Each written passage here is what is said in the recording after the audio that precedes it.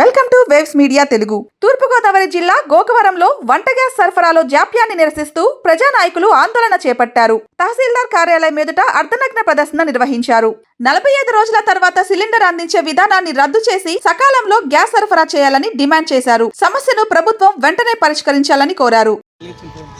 అందరికీ నమస్కారం అండి. నా పేరు గాజంగా రామలింగేశ్వరరావు, నాని అంటారు. నేను జనసేన పార్టీలో సభ్యునిగా ఉన్నాను. ఈరోజు గోకవరంలో ప్రధాన సమస్య ఈ గ్యాస్ వినియోగదారులు ఇబ్బంది పడే సమస్య గురించి మీ ఈరోజు ఎంఆర్ఓ రిప్రజెంటేషన్ ఇచ్చాం. రిప్రజెంటేషన్లో 45 రోజులు ఒక గ్యాస్ సిలిండర్ ఇస్తున్నారు. దానివల్ల రైతులు, చిన్న చిన్న కుటుంబాలు, వ్యాపారస్తులు అందరూ ఇబ్బంది పడుతున్నారు.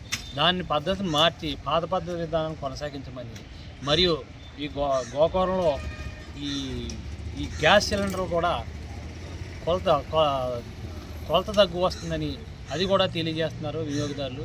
దాని కూడా ఒకసారి ప్రభుత్వాన్ని సీరియస్గా యాక్షన్ తీసుకోమని, ఈ సమస్య మీద వెంటనే స్పందించమని మేము ప్రజల తరఫున కోరుకుంటున్నాం. ఈ ప్రజా సమస్యని వెంటనే స్పందించి ఈ ప్రజలకు న్యాయం చేయవలసిందిగా అధికారులని, ఈ రాజకీయ నాయకుల్ని అందరినీ కోరుకుంటున్నాం.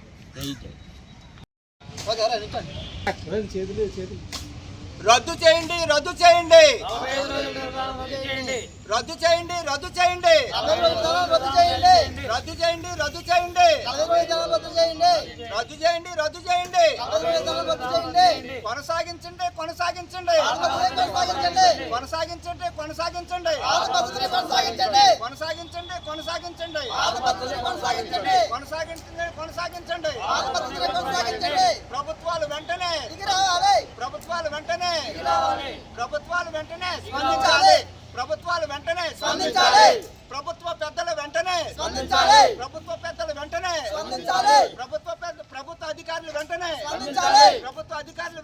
స్పందించాలి. దిగిరావాలి. ప్రభుత్వాలు దిగిరావాలి. అందరికీ నమస్కారం అండి. మాది తూర్పుగోదావరి జిల్లా గోకవరం మండలం గోకవరం గ్రామం.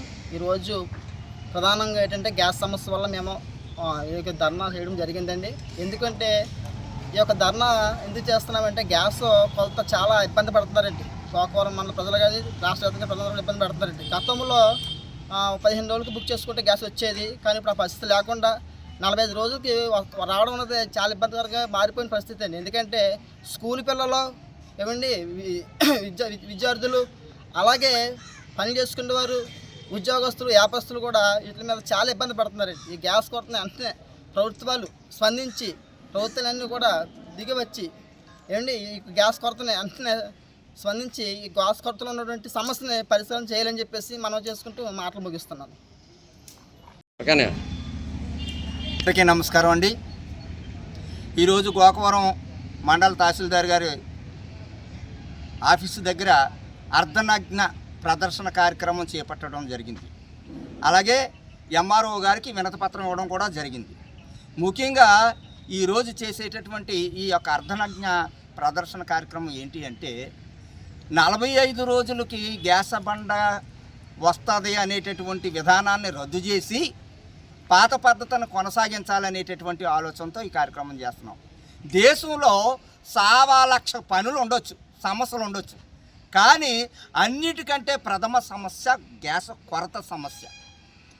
గ్యాస్ లేకపోతే ఈ యొక్క పల్లెటూళ్ళలో కానీ పట్టణాల్లో కానీ ఇప్పుడు కట్టెలు ఉన్నాయా, బొగ్గులు ఉన్నాయా, ఏ రకంగా ప్రజలు వంట చేయగలరు?